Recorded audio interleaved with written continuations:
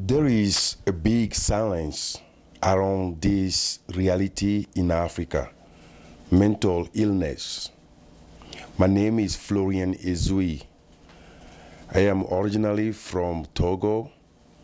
I am a mental health therapist and the founder of NASM Afrique, a non-profit organization promoting mental health in Africa. The working conditions on the field are difficult and heartbreaking. And with a stretched budget, officials say there's often very little money left to allocate to mental health.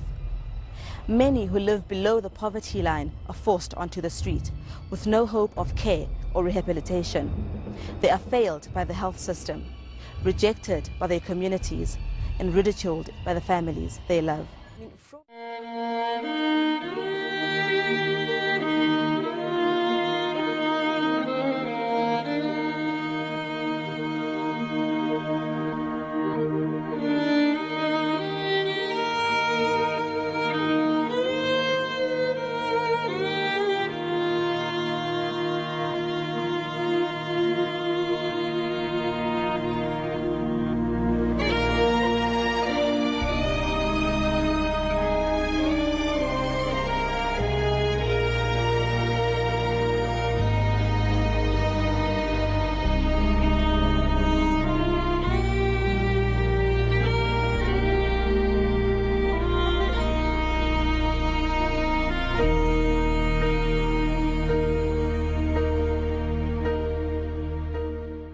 From your knowledge of mental health care in Africa, is that the same case across all countries, across the board?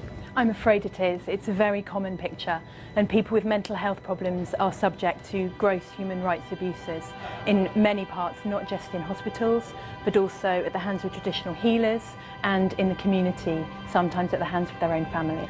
The reason why mental health is such a hidden and stigmatised condition is because there simply are not the services available. So the people that we've seen in the hospitals in your reports are the tip of the iceberg. They are the few people who are able to access some form of care. But actually in countries such as Ghana, up to 90% of people with severe mental health problems receive absolutely no treatment at all.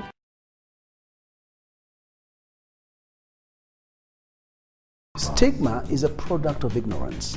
If you don't talk about important issues, then they get buried under the carpet. It's a major challenge, but it's a challenge that very sadly is spread right across the whole of the African continent.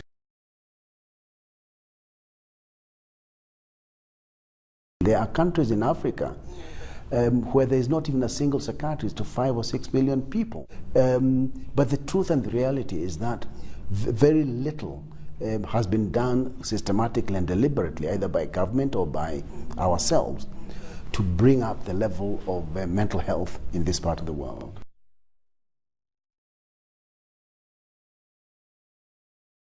Some people might say that, on the scale of things to do, food for the people, basic health care in terms of HIV/AIDS and other serious matters, democratic institutions. Some people might say that psychiatry should be kind of way down the list. Should it be? Some people will say that, and many people will be able to justify that. Until you give them a few numbers, until you tell the people what it costs to neglect the mental welfare of the people. For example, 25 to 30% of all consumers of primary medical facilities go to consume those services primarily because of mental health needs. 1 in 4. 1 in 4.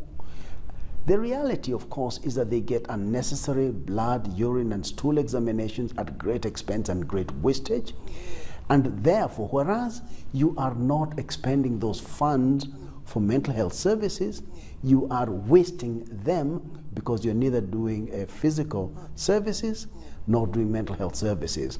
So 25% of your work is wasted, number two. Number two, children who are the product of depressed mothers, as an example, are less frequently immunized, gain weight less less, thrive worse, have diarrheal diseases more frequently, and do worse in school.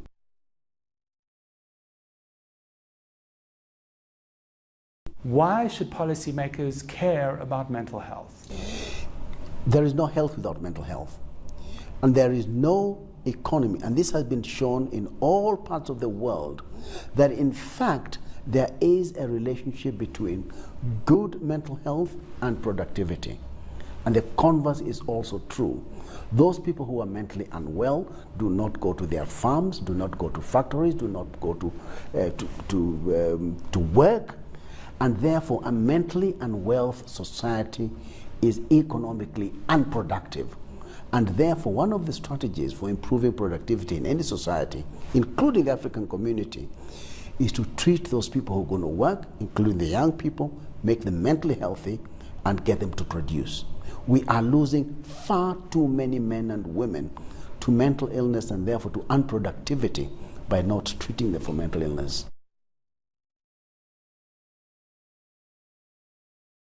There's a real stigma attached to going to a psychiatrist or seeing a mental health professional. You know, why is that such a hard barrier to cross? Partly because of our own ignorance about processes. And as I said before, when you have no information, when you're ignorant, then you assign schizophrenia, you assign depression, you assign any behavior you cannot understand to possession by witchcraft or some other demons. And that's your way of understanding and explaining it, and that becomes the official position. So for me, these are positions of ignorance from which we must remove ourselves.